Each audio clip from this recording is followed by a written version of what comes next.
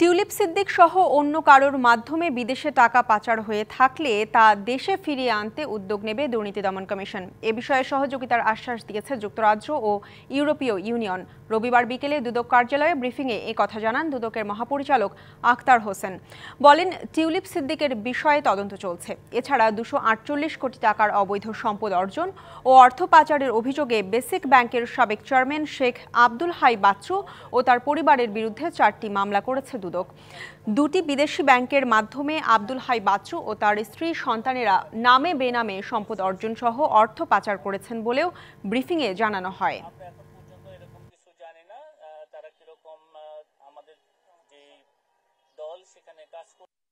পাচারকৃত অর্থ পুনরুদ্ধারের জন্য আমাদের টিম কাজ করছেন এবং আমাদের কাছে ইউরোপীয় ইউনিয়ন এবং ইউকে সহ বিভিন্ন দেশের ল এনফোর্সিং এজেন্সি তারা আমাদেরকে সহায়তার আশ্বাস দিয়েছে। ইতিপূর্বে তাদের সাথে আমাদের একাধিক মিটিং হয়েছে।